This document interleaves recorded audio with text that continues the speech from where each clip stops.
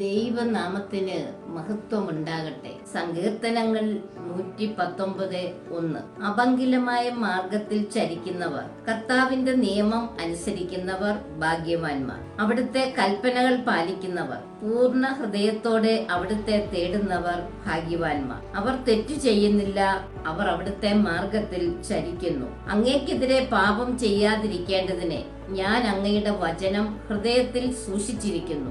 അങ്ങയുടെ ചട്ടങ്ങളിൽ ഞാൻ സന്തോഷിക്കും.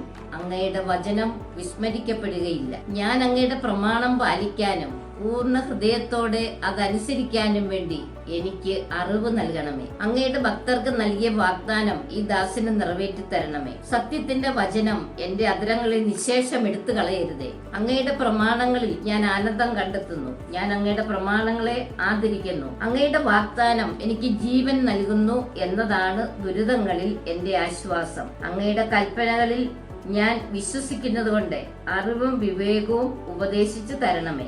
ആമേൻ.